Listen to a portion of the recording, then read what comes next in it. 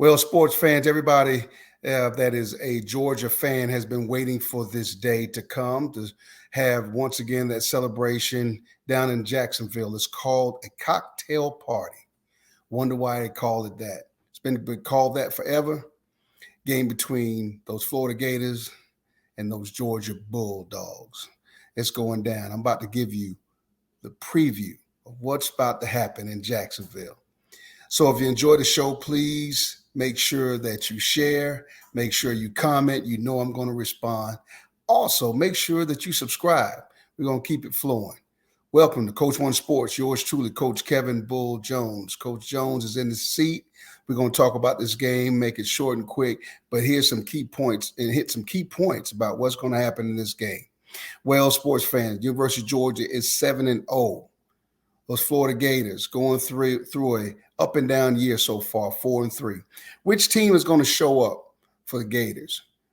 Will it be the team that played against University of Tennessee? Actually, that was a 5-point game, a very tough game as far as the score would indicate, battling back and forth in that game.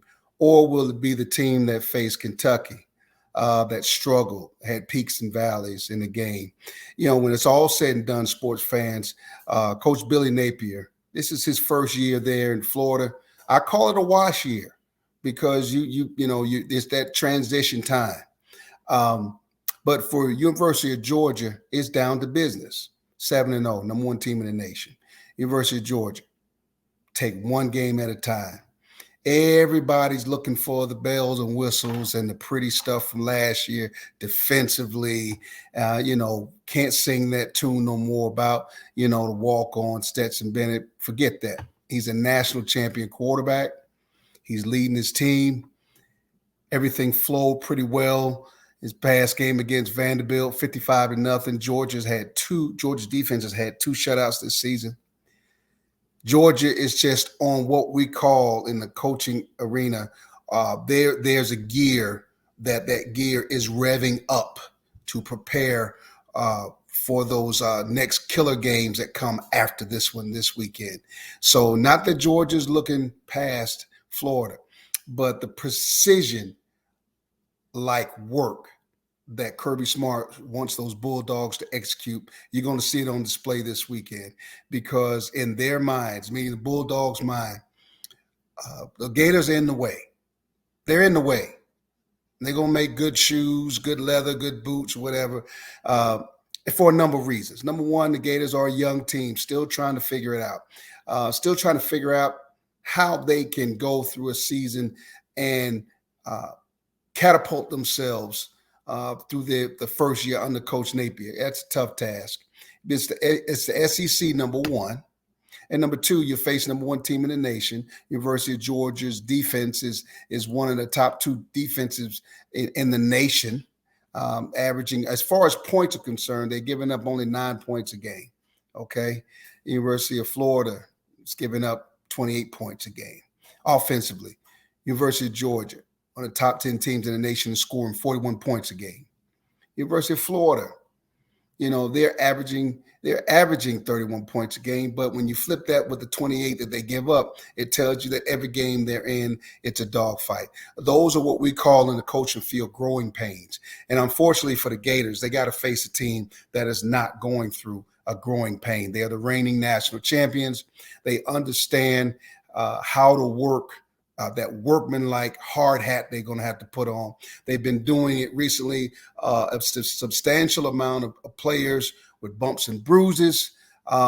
Likewise, when everybody wants to talk about some of the lackluster performance against maybe Kent State, the performance against Missouri, well, listen, once again, everybody's going to bring their A game to the Bulldogs. That's just what it's going to be. It's going to be an A game. And some of those guys I talked about are very early in the season. These guys that were second stringers and third stringers now last year for Georgia are now first stringers, and they're having to learn how to not just come in and play when the lead is up by a lot for the Bulldogs, but help create the leads now. And so the ebb and flow is what it is. Okay, they have to learn how to play at a high level and get to the standard and play at the standard that Coach Kirby Smart wants them to be at. And that's the big thing about what you're going to get from the Bulldogs now. And most of you all watch this the whole season. Yeah, still the reigning champions, but like Kirby said at the beginning of the season, nobody cares about that. So let's just take that off the table right now. Let's just talk about hitting everybody in the mouth that shows up that has an opposite color uniform on. And unfortunately, the Gators are going to have to, suffer through that this weekend, because it is going to be carnage. It'll be a cute game first quarter, maybe even second quarter.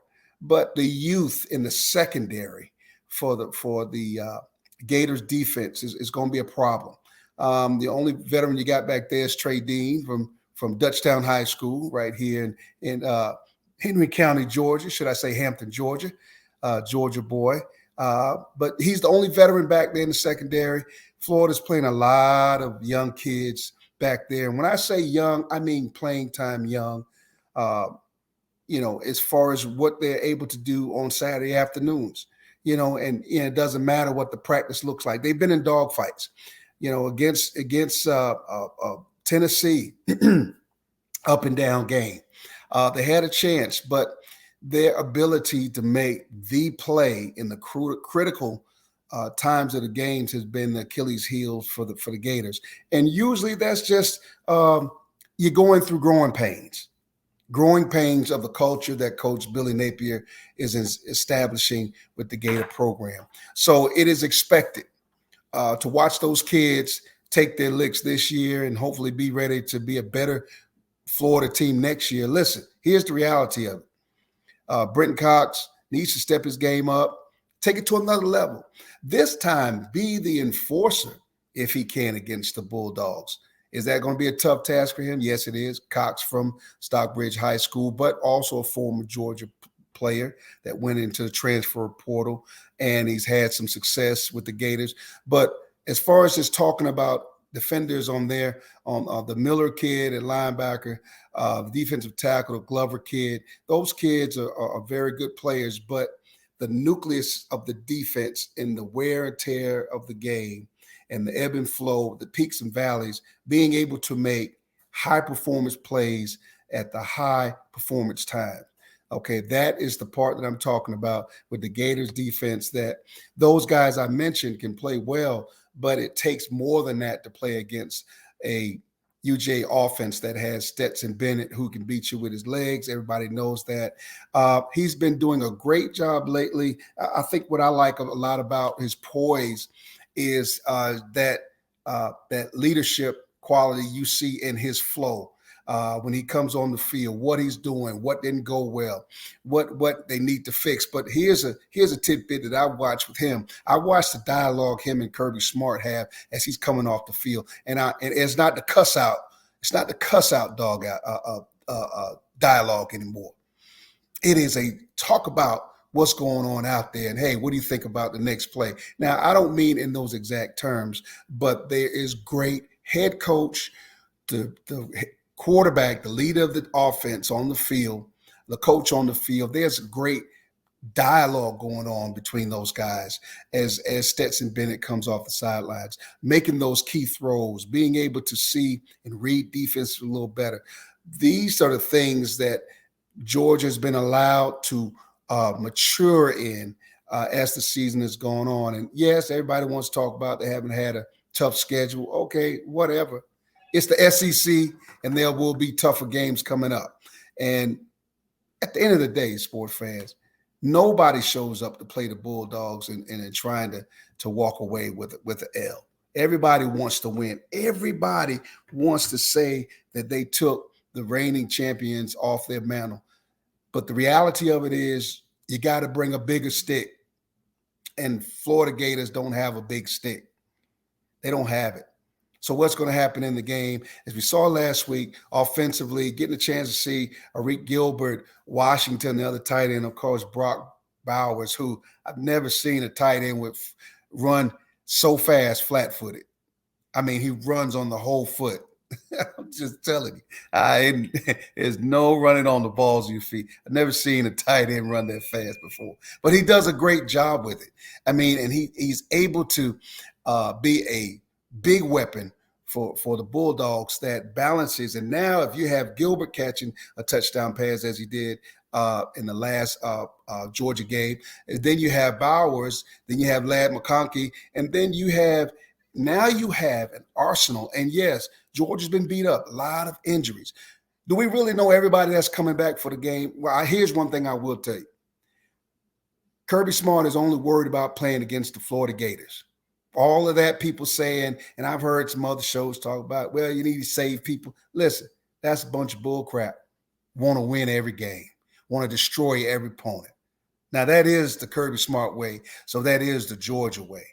You know, those guys are going to be ready to play. Who knows? If they are, great. And sometimes, like Coach Smart said in his post-conference interview, you know, those guys, tolerance level of pain. At this point in the season, you're glad that you have an off week to prepare for your next opponent. But it doesn't matter who the opponent is. You know, you're still going to have aches and pains. You're not 100%. You know, it gets to the point where nobody's 100%. You have to tough it out. Okay, don't tell me how rough the water is. Just bring the ship in. That's what it is. So that's where the Bulldogs are. All the players that have been out recently with injuries, Carter, Mitchell, you know, all of these players that have been out. Okay, listen, whether they're there or not on Saturday at 3:30, it doesn't really matter. As Coach Smart said, nobody cares. Okay, it is just do your job, get it done, and enjoy the cocktail party. That's what they call it. Okay, won't be much cocktail for the Florida Gators. You know, quarterback for Gators is going to be running for his life. Such a great athlete, and I'm impressed by some of the poise he's had in his most recent game, play action stuff he's been able to do. But that, you know, you're going to face a Georgia defense that is extremely sound, man coverage, principles, as well as zone. It's okay because the rhythm of those inserts of those players that they're number twos, and when number one goes down, the number two has to play. The number three becomes number two, and he has to add his part to hold totality of the Georgia offense or the defense. Those things are important. That's what teams do. That's what championship programs do.